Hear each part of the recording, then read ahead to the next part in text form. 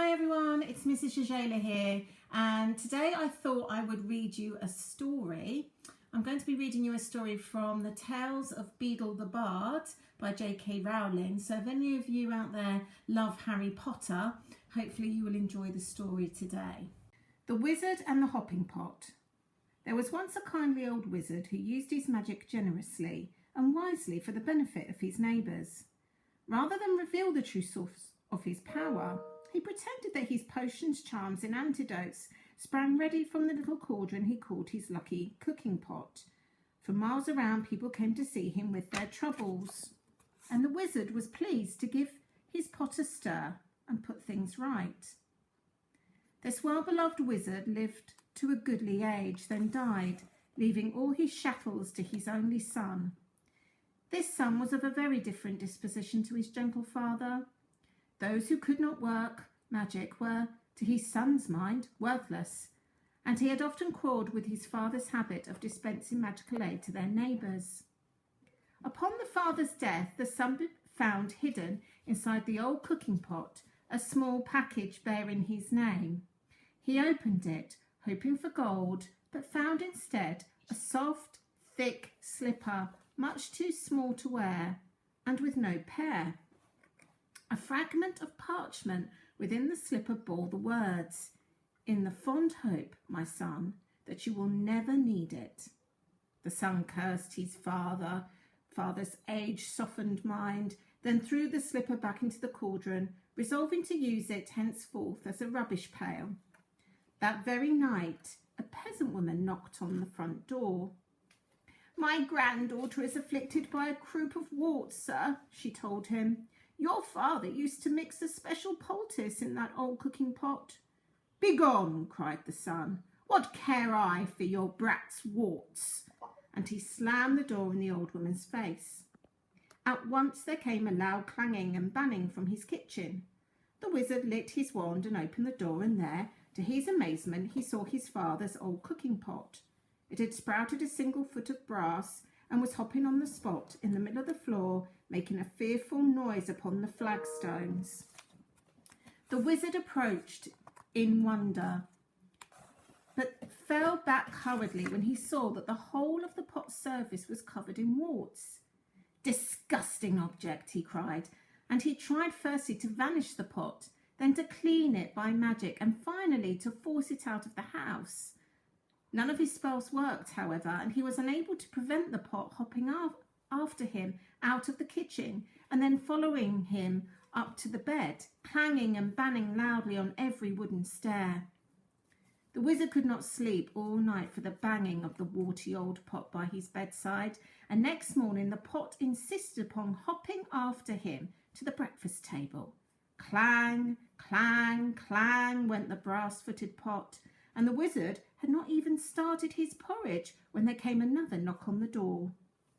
An old man stood on the doorstep.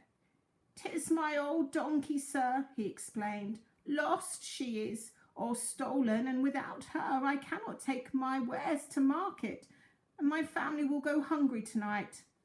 "And I am hungry now," roared the wizard, and he slammed the door upon the old man. Clang, clang, clang went the cooking pot's single brass foot upon the floor, but now its clamour was mixed with the brays of a donkey and human groans of hunger echoing from the depths of the pot. "Be still, be silent," shrieked the wizard.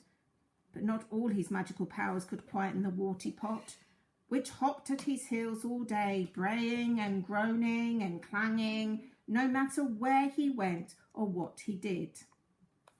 That evening there came a third knock upon the door, and there on the threshold stood a young woman sobbing as though her heart would break. "My baby is grievously ill," she said. "Won't you please help us? Your father bade me come if troubled." But the wizard slammed the door on her, and now the tormenting pot filled to the brim with salt water, and slopped tears all over the floor as it hopped and brayed and groaned and sprouted more warts. Though no more villagers came to seek help at the wizard's cottage for the rest of the week, the pot kept him informed of their many ills, Within a few days, it was not only braying and groaning and slopping and hopping and sprouting warts, it was also choking and retching, crying like a baby, whining like a dog, and spewing out bad cheese and sour milk and a plague of hungry slugs. The wizard could not sleep or eat with the pot beside him, but the pot refused to leave, and he could not silence it or force it to be still. At last the wizard could bear it no more. "Bring me all your problems, all your troubles and your woes," he screamed, fleeing into the night, with the pot hopping behind him along the road into the village. "Come, let me cure you, mend you and comfort you. I have my father's cooking pot, and I shall make you well." And with the foul pot still bounding along behind him, he ran up the street, casting spells in every direction. Inside one house, the little girl's warts vanished as she slept. The lost donkey was summoned from a distant briar patch, set down softly in its stable. The sick baby was doused in dittany and woke well and rosy. At every house of sickness and sorrow, the wizard did his best, and gradually the cooking pot beside him stopped groaning and retching and became quiet, shiny and clean. "Well, pot?" asked the trembling wizard as the sun began to rose. The pot burped out the single slipper he had thrown into it, and permitted him to fit it on the brass foot. Together they set off back to the wizard's house.